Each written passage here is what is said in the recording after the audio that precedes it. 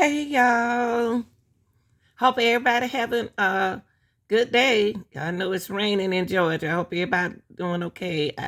You haven't celebrating anything. Congratulations. Today your birthday. Congratulations. Let's get with our content today, y'all. Look, y'all. It's a Baltimore Key Bridge. You see it has collapsed in Baltimore, y'all. This is one of the main bridges that people go across. Now they don't know what happened and what made this. They cargo ship, I think a cargo ship, allegedly hit it, and when it hit it, it just all fall down. Well, let's listen to this. Collapse at the port of Baltimore. The entire Key Bridge in the harbor. The Francis Scott Key Bridge plunging into the water overnight after it was hit by a cargo container ship. I wanted to know what the bang was. Ship hit the Key Bridge, sinking. The bridge is gone. Holy hell. Video shows smoke coming from the ship before it hit the bridge. The bridge is normally a major artery spanning the Patapsco River, and though the collapse happened in the early morning hours, 1:30 a.m., video shows cars crossing moments before the ship hits. The traffic then paused, but vehicles were still on the bridge as it then crumbled. Oh my God! Look at Fire department and Coast Guard teams rushed to the scene, rescuers searching the water overnight. Still very much in an active search and rescue posture. Our sonar has detected the presence of vehicles submerged in the water. The ship is an almost 950-foot container vessel called Dolly, headed from Baltimore to Sri Lanka. The Synergy Marine Corporation saying it collided with the bridge pillar, and all of its crew members, including the two pilots, have been accounted for. The ship reportedly lost power while in the water. This morning, with the sun rising, search teams continue looking for any survivors in the water as the Baltimore area reels from a major collapse.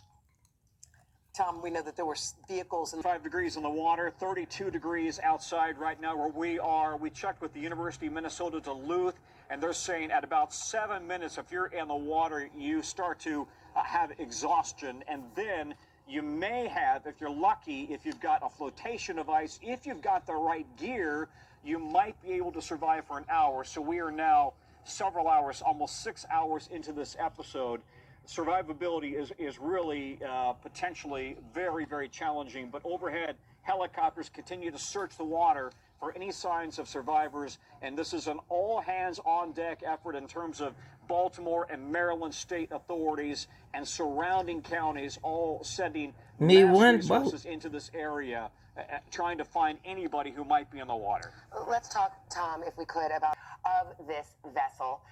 What is the investigation going to look like now? As I understand it, by law, you have to, if you're traveling these very complex waters of in and around the Baltimore Harbor and the Chesapeake Bay, you have to have a local marine pilot on because it is so complex. Yeah. If we can even roll the video, Tom. In the moments before it hits this structure, this key part of the pylon of the bridge's structure, the ship looks dark. It looks like it's lost power. Yes, and there was one report that it had, in fact, lost power. The fire department chief is saying that they will not put people on board that ship until they do a full damage assessment to determine how safe it is. And then they've got to evacuate the crew and determine how seaworthy the vessel is. However, at the moment, it seems to be fine. The NTSB will actually be running the investigation into how this happened. But I must say, the locals here are stunned that this ship would, first of all, crash into one of these pylons. Again, we don't know if they had control of the ship. And secondly, stunned that this bridge would be so vulnerable to collapse with the ship hitting a pylon. Just a whole series of questions that you can imagine the entire city is asking. I would make the point we are right up against, very close to I-95, that critical north-south corridor on the East Coast. I-95 is open. 695, however, is closed. And so if you are planning to come up and down the East Coast, be aware that the area around Baltimore is going to be really, really trying and problematic just in terms of traffic. And the port of Baltimore itself, one of the busiest in the country, is going to be reeling from this and trying to determine how safe it is to move ship traffic. Do y'all see this? Oh my God. And you can see more than one ship. I didn't see them at first. They had more than one boat trying to find the cars that they had cars, y'all, that came landed down in the water. And this is a huge cargo ship. How in the world did it hit that wall? Jesus. And people was on the highway, y'all. People was on the highway. Well, and you can see they'd probably be on the top up here. I don't know. Or either down there, I don't know. But y'all like, share, and subscribe, and thanks for watching.